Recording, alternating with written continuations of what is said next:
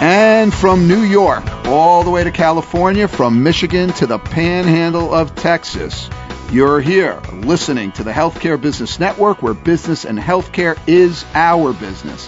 I'm your host, Ron Nyman, and we're back here this week for another installment of our show. And the topic this week that we're going to be discussing with two expert guests, we're going to be talking about hospital acquisitions of physician practices, which, as I know from many of you who've been sending in emails, this is an important topic to many of you out there in the environment that we're currently in. So we went ahead and located two guest experts, which I know you will enjoy listening to today. Our first guest that I want to tell you about, her name is Helen Hadley. Helen is the founder and president of Vantage Point Healthcare Advisors, which is a national consulting firm.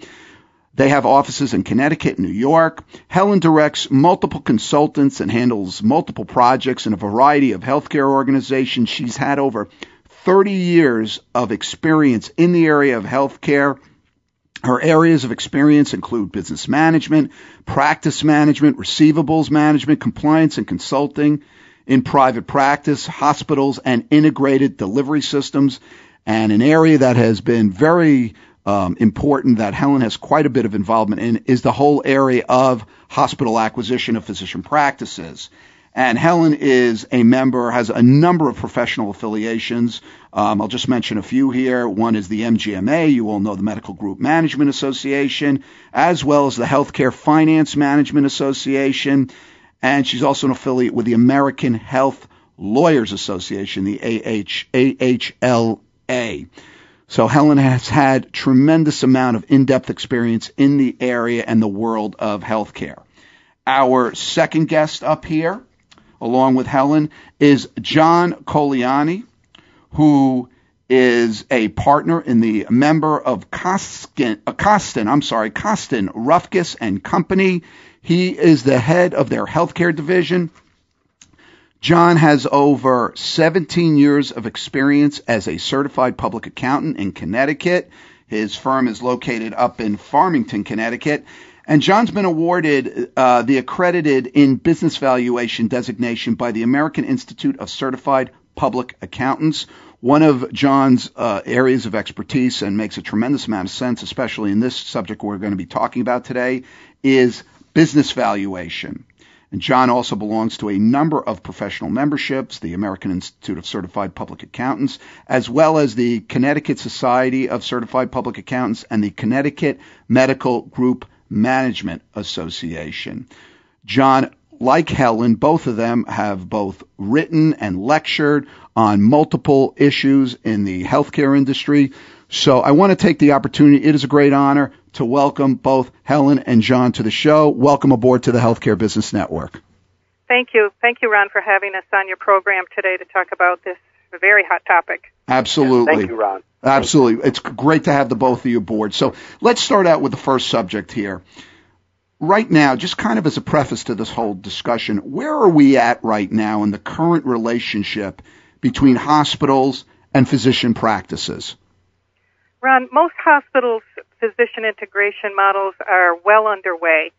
There are very few, if any, who are not currently building their physician enterprises.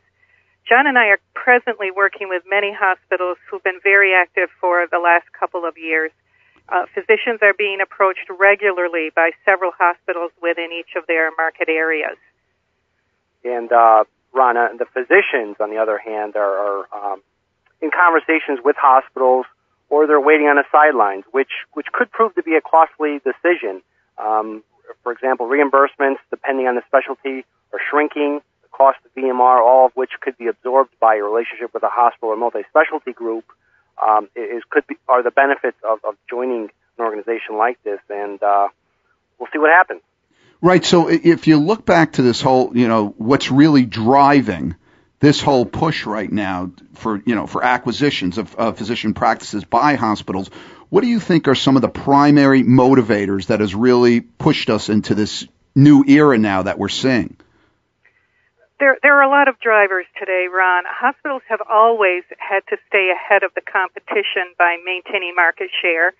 They rely on physicians to drive patients to their hospital services, whether it be inpatient or outpatient. There's nothing new there.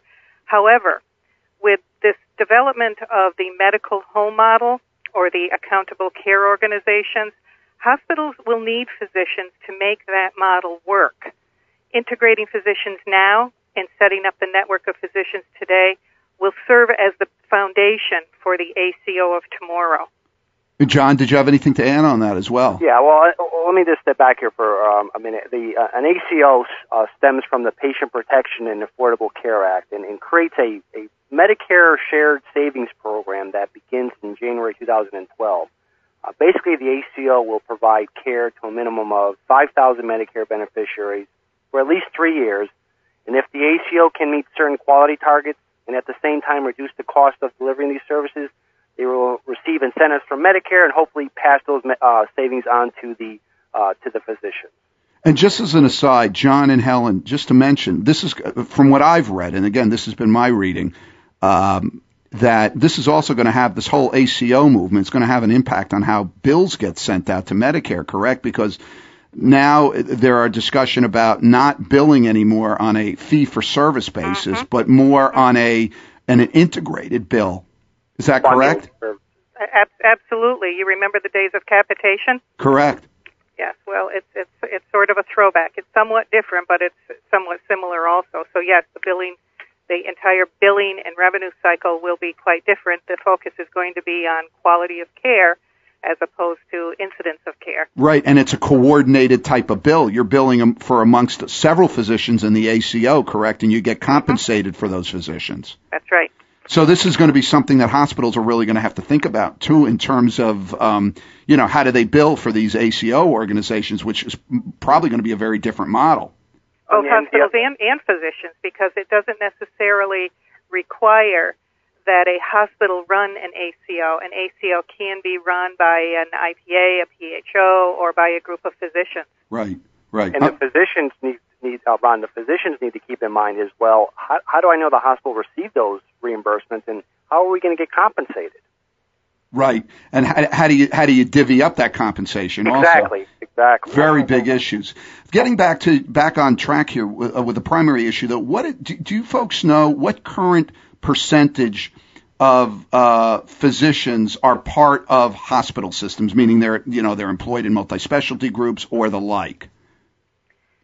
It's really difficult to find precise data on this topic, Ron. MGMA has tracked it in their annual practice survey for the past 8 years.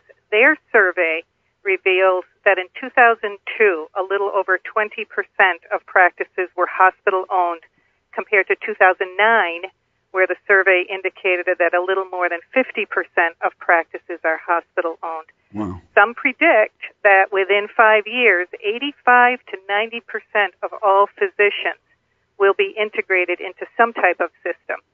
Residents who are being queried and looking for jobs today have no desire to devote time to managing private practice. They want the security and reliability of hospital jobs. So we're not going to see the growth in private practice and startups that we did in previous years.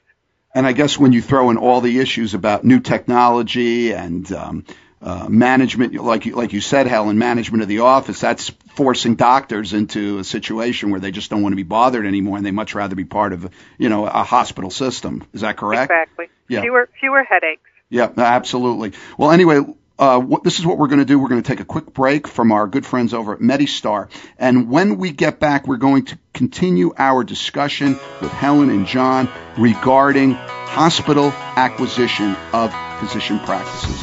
We'll be back in a moment.